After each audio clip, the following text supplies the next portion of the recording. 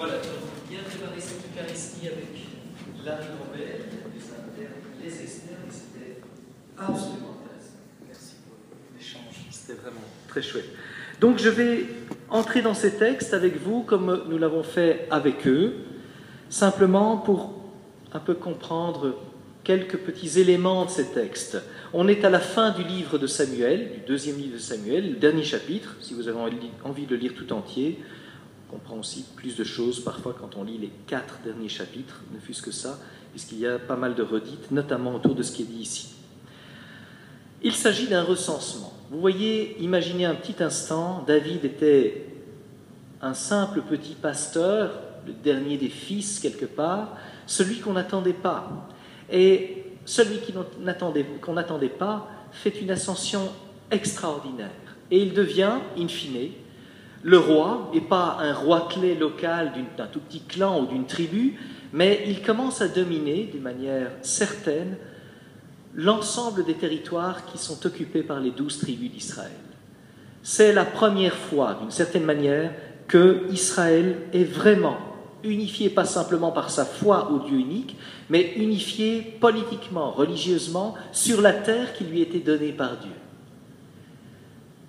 Les Israélites, les Hébreux, les Juifs aujourd'hui se souviennent encore de David comme celui qui a unifié la terre, celui sous le règne duquel on pouvait vraiment, si vous voulez, exercer sa religion librement, sans contrainte. Ce roi-là, David, c'est le roi de la nostalgie, celui dont on se souvient parce qu'il a été donné par Dieu et que, sous son règne, c'était le souvenir d'une joie, d'une paix, le moment où on est installé et on peut prier Dieu en paix. Et pourtant, David oublie qu'il a tout reçu de Dieu.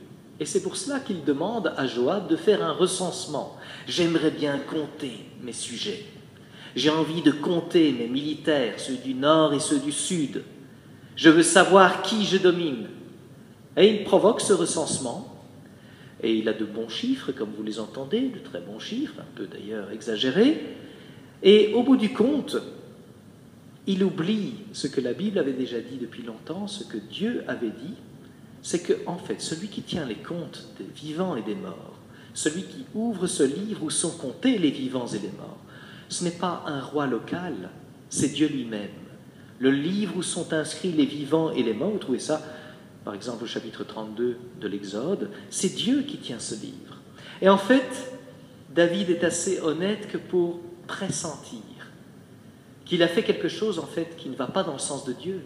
Il s'est mis à compter ses propres forces, lui qui avait toujours compté sur la force de Dieu.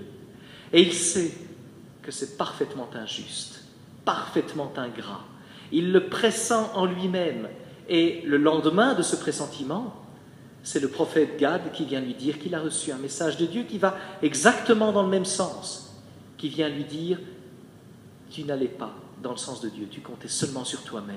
Comment as-tu pu oublier Dieu, lui qui t'a tiré d'où tu viens et qui t'a mené jusqu'ici, avec cette responsabilité sur le troupeau ?» Et il a ce choix un peu curieux, une peste de 3 jours, ou bien devoir fuir devant des ennemis pendant 3 mois, ou bien, quelque chose qui est un peu plus bizarre, parce qu'on vous dit qu'il y a 7 ans de famine, mais si vous allez voir dans la Septante, vous verrez qu'il y a 3 ans de famine, donc c'est un peu logique, le 3 qui revient chaque fois. Et en fait, David va devoir choisir ce qui va s'abattre sur son peuple. Ce n'est pas dit dans l'extrait que vous avez là, mais de nouveau, si vous allez voir dans le texte grec, la traduction grecque, si vous voulez, du texte hébreu, vous trouverez que c'est David qui choisit.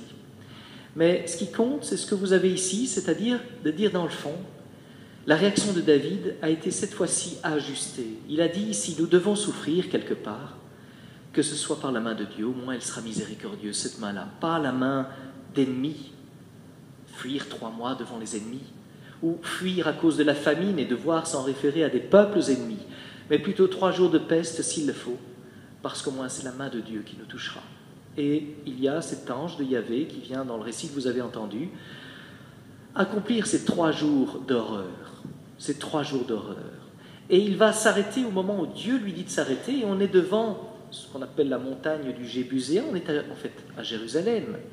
La plupart des exégètes vous diront, en fait, soit il s'est arrêté parce qu'on arrivait à Jérusalem, le lieu saint, le lieu que Dieu doit habiter, soit parce qu'il y a un passage qui suit, que vous n'avez pas ici, qui est un passage où en fait David va bâtir un autel pour rendre grâce à Dieu. Et que c'est parce qu'il aurait fait cela, parce qu'il était déjà en train de construire l'autel, que la main de Dieu se serait arrêtée. Moi je ne crois pas spécialement à ces deux thèses, je crois davantage au fait que David s'est vraiment repenti. Il s'est vraiment repenti. Il a senti son erreur. Et en fait, quand on fait des erreurs, bien souvent, en fait, on sait qu'on les a faites. On le sent. Et David le sentait très bien. Et à ce titre-là, vous entendez les dernières phrases de l'extrait d'aujourd'hui, il dit, en fait, c'est moi qui ai provoqué toute cette horreur. Il parle de son peuple comme d'un troupeau parce que dans le fond, il avait bien pressenti qu'il était resté aux yeux de Dieu un berger, quelqu'un qui devait guider à la vie, à la mort, ceux qui le suivent. Autrement dit que sa responsabilité est vraie, grande. Pourquoi d'autres doivent souffrir par sa propre erreur? Et il entre dans une forme de justesse, de justice vis-à-vis de Dieu, de dire, Seigneur, en fait, c'est pas ma faute que ces gens souffrent. Alors, tourne vers moi ta colère. Et cette question de la colère de Dieu était soulevée par la ribambelle. Est-ce que Dieu, en fait, est en colère? Est-ce que Dieu punit? Est-ce que Dieu est cruel? Est-ce que véritablement on doit penser comme ça encore aujourd'hui? Est-ce que c'est une affaire d'autrefois? Est-ce que Dieu règle ses comptes? Pourquoi? Et d'essayer de comprendre cette réalité-là. Le psaume qui suit nous aide à comprendre ce qui se passe, si vous voulez. Heureux l'homme dont la faute est enlevée et le péché remis. En hébreu, c'est le péché couvert. Couvert, hein? Kipper, la kippa, c'est ce qui couvre. La kipper, c'est Dieu qui vient couvrir le péché. Il y aura d'autres verbes, le vers salar, qui est dans le même psaume, pour dire que c'est une miséricorde qui s'exerce de toutes les manières. Celui qui écrit ce psaume, c'est quelqu'un qui a compris que toute miséricorde vient de Dieu, que celui qui cherche un pardon, autrement dit, peut trouver auprès de Dieu sa réponse, qu'il peut être pardonné de toutes les manières dont un homme ou une femme peut être pardonné. Pas un petit pardon, on dépasse ça plus ou moins, mais que de Dieu vient la réparation de toute faute.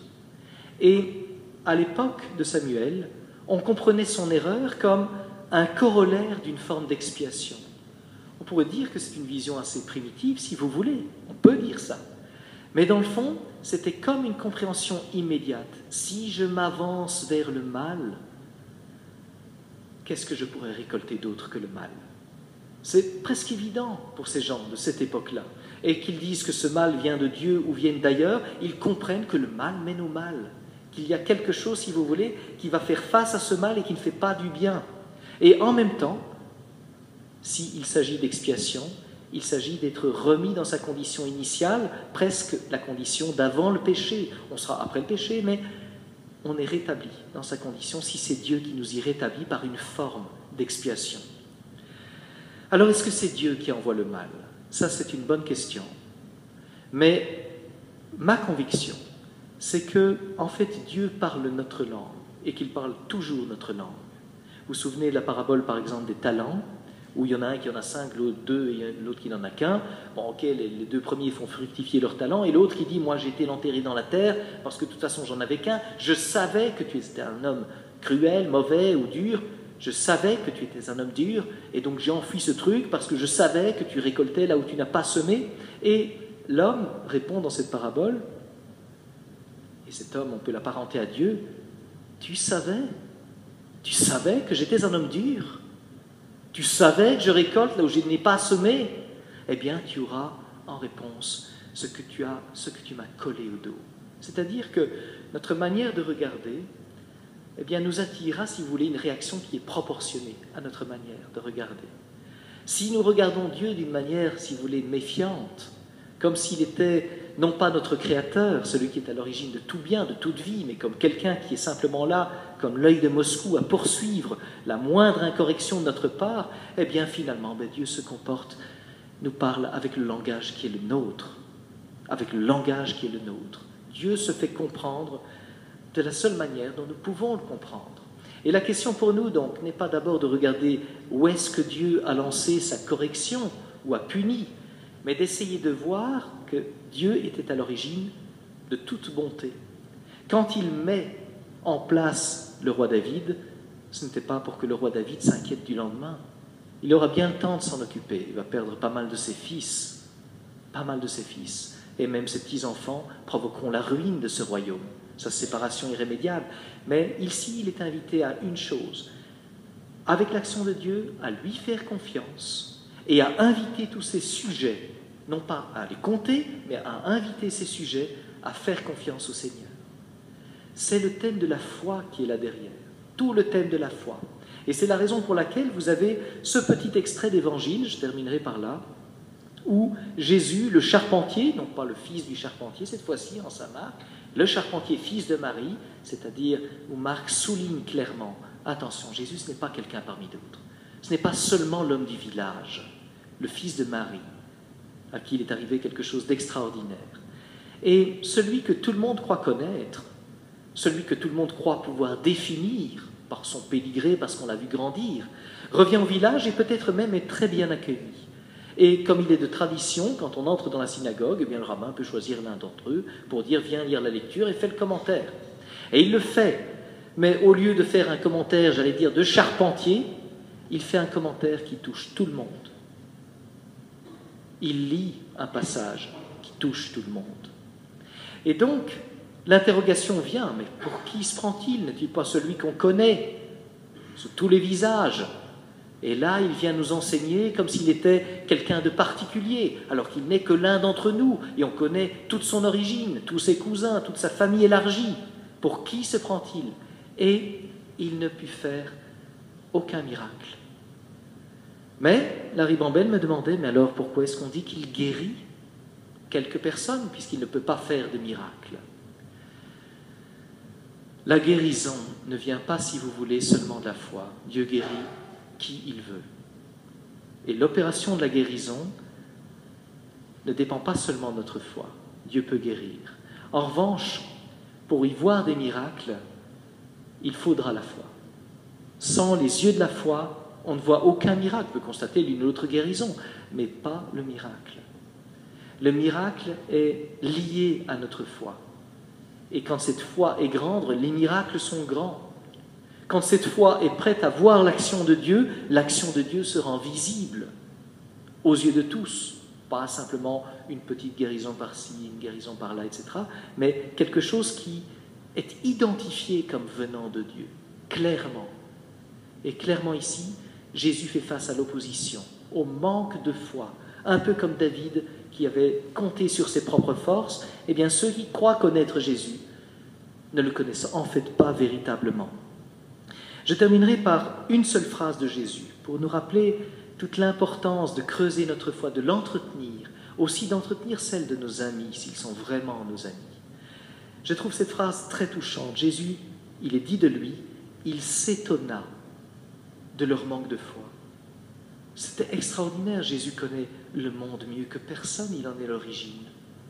Et il reste étonné par le manque de foi, comme si en fait chacun de ceux qui étaient en face de lui est parfaitement capable de vivre une foi certaine en Dieu, une confiance radicale.